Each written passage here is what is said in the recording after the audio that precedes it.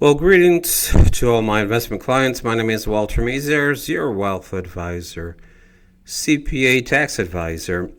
Before we get into the video of our weekly stock market recap, as of May 16th, Friday, full disclosure, this video is intended exclusively for my investment clients. It is not intended as investment advice or a solicitation to buy or sell any securities.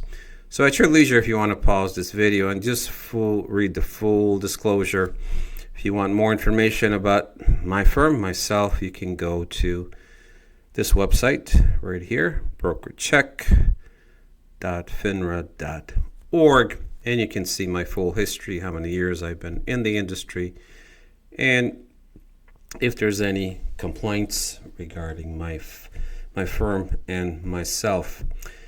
Again, before I get into the stock market, first of all, I want to apologize. I'll still maybe coughing a little bit.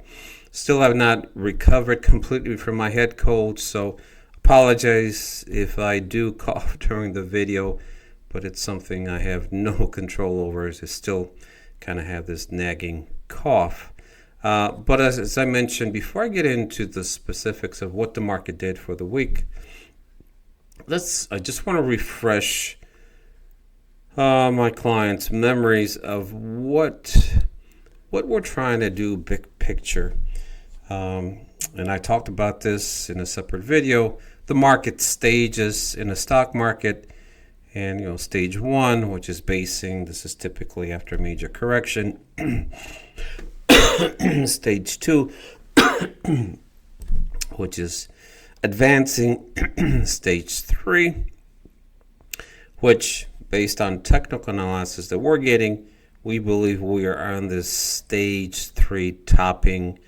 So that doesn't mean short term there can't be spurts, upward trend in the market, but this is the toughest part to manage clients' monies, because we really don't know which direction the stock market may go. All we know is it is in this topping stage, and then stage four is declining, and that's what we're expecting.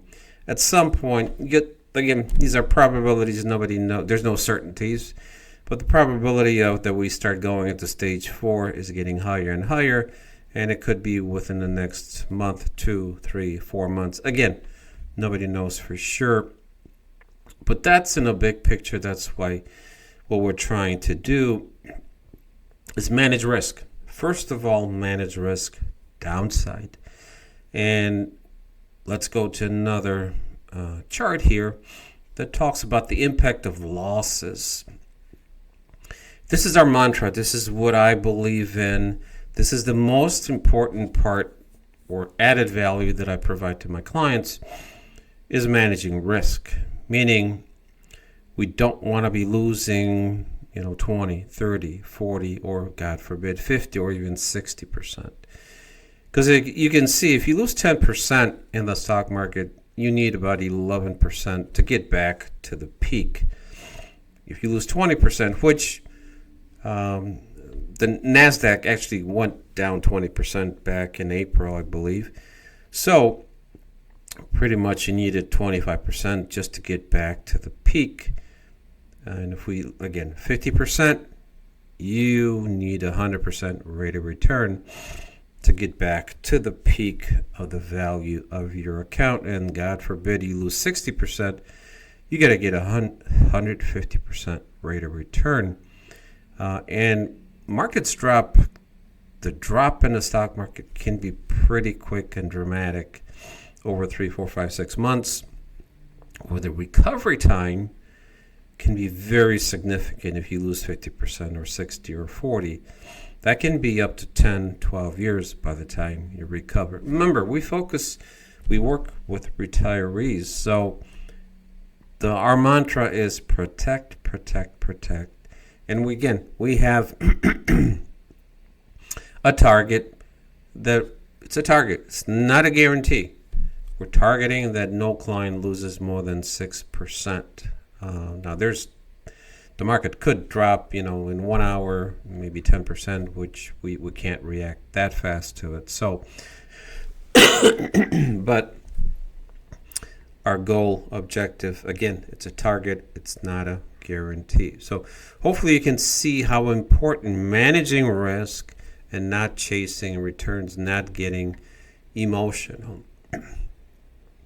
Let's go back to market cycles.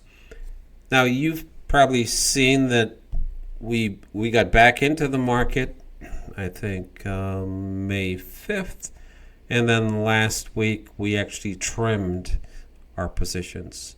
When we got back into the market back on, I believe, May 5th, we went 30% technology, 30% S&P 500. And then we hit our target. In other words, our target was, hey, if those positions go up by 4 or 5%, we're going to take profits. And we did. We sold 50% of those positions. So now most of our clients are sitting in 15% Q technology and 50% S&P. And the rest is sitting in U.S. short-term Treasury bills, 1 to 3 month, very secure, paying about 4.3%.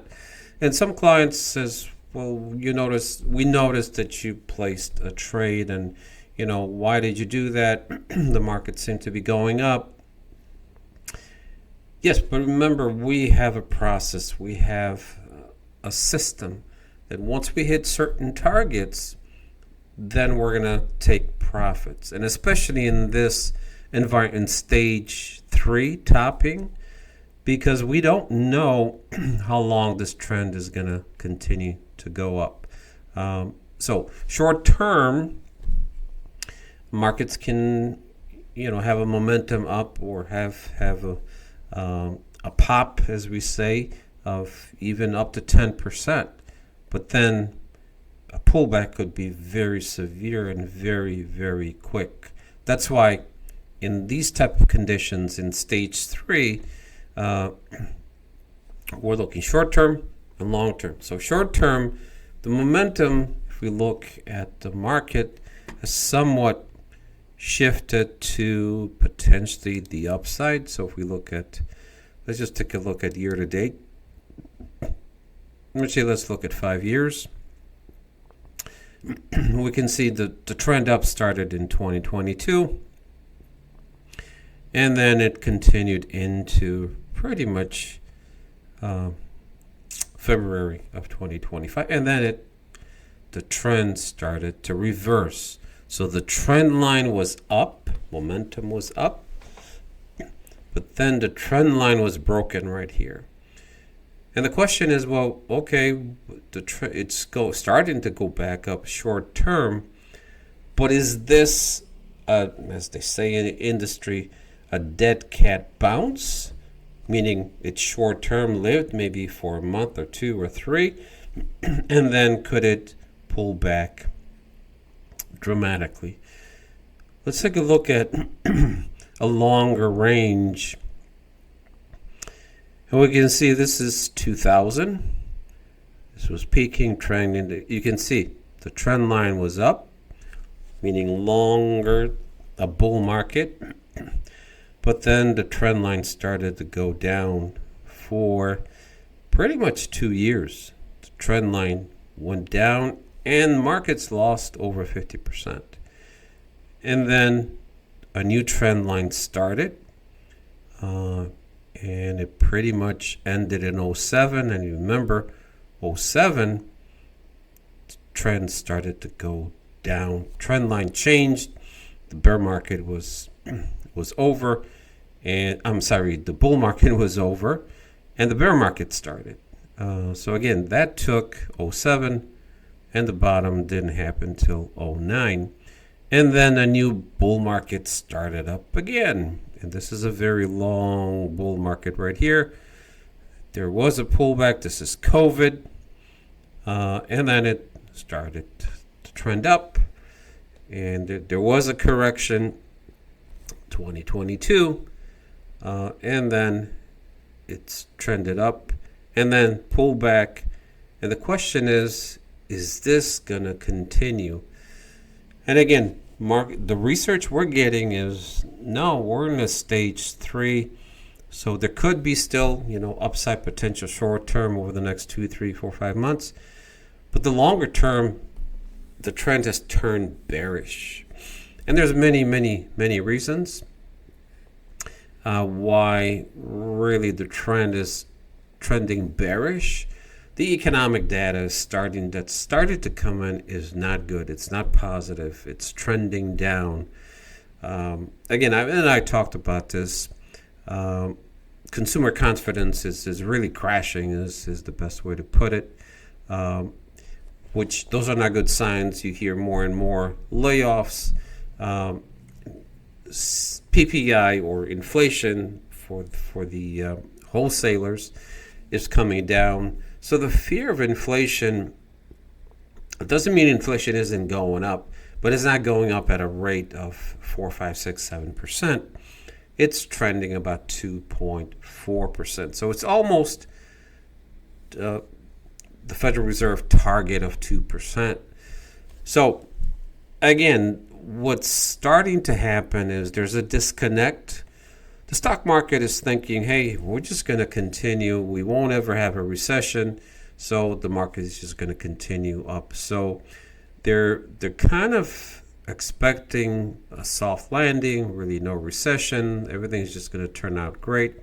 But that's not what the economic data is saying. So we'll see who's right or wrong, whether the fundamentals of the economy eventually will win. And I think probability is yes, at some point the market is going to realize, hey, we overshot here.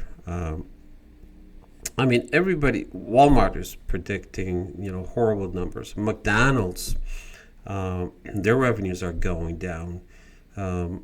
So consumers are starting to run out of money. So consumer sentiment, what does that mean? Consumers it's an emotional reaction. Their fear of they potentially could lose their job. And when that happens, that's an emotional trend. Remember, the consumer is 70% of the economy. If that starts to snowball and consumer sentiment really gets even more negative, eventually consumers are going to stop spending. They're already pulling back on spending, but the more bad economic data comes out, companies are laying off, they're cutting their workforce, cutting their hours. So the confidence of the consumer is very, very low, and that can snowball pretty quick into cutting back on spending.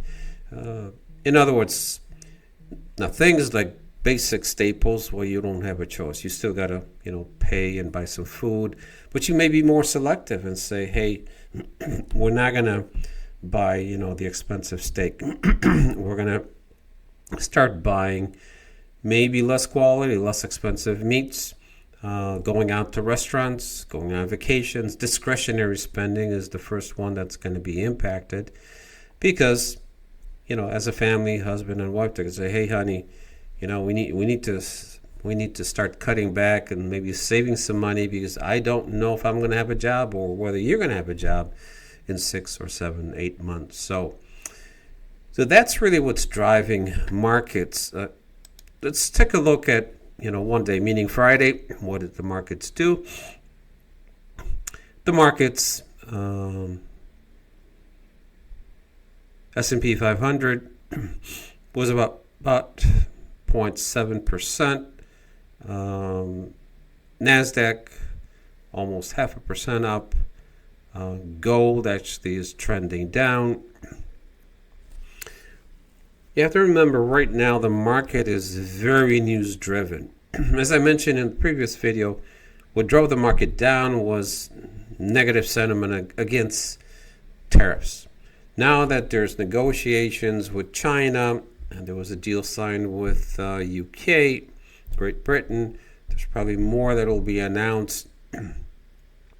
So the market is kind of saying, well, this is good news. But the issue really is tariffs didn't cause the fundamentals of the economy to deteriorate to this point. They were part of it, but a very small part. The economic data started to go negative prior to even the tariffs that were announced by President Trump. So if we look at 1 month,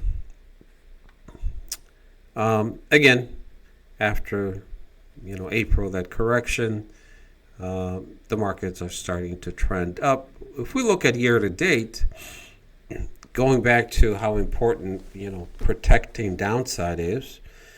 So year to date, people are just kind of recovered what they lost.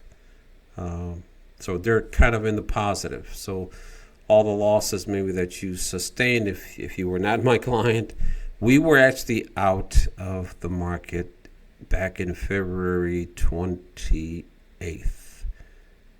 So we saw the trend was starting to go down.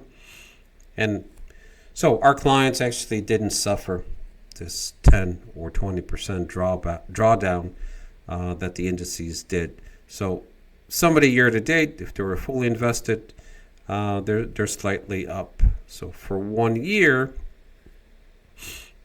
again, the markets are kind of trending up, but they still haven't got back to the peak where the markets were back in February of 2025. So bottom line is we are taking a different approach. Short term, yes, we still have some exposure to the stock market, 30% exposure, rest 70% is in U.S. Treasury bills. We trimmed our exposure to the market because there was a nice gain. If we look at 1 month, the market one day I think popped almost 10%. And we were in the market at that point. We hit our profit target and we sold, took profits. That's the best way to look at it. And it's very easy to kind of question looking hindsight. So we should have. No, you have a discipline, you have a target, and you follow the process. So hopefully this video helps why we took profits, because again, short term, there's a lot of uncertainty, many predictions, many probabilities. And again, the probability that there could be a severe reset pullback over the next 2, 3, 4 months is getting higher and higher and higher. So we'd rather take our profit and not shoot for 100% gain of what the market did, because we don't know which direction the market may go over the next 3, 4, 5, 6 months. So hope you enjoyed the video. Please give me feedback. If there's any other topics you want covered, I will be making new videos about our strategy, also tax planning, estate planning. What about inherited IRA, beneficiaries? What should happen if they inherited an IRA? So lots of videos coming up. So stay tuned. Thank you for watching. Have a great weekend, and we'll see you soon. Take care now. Bye now.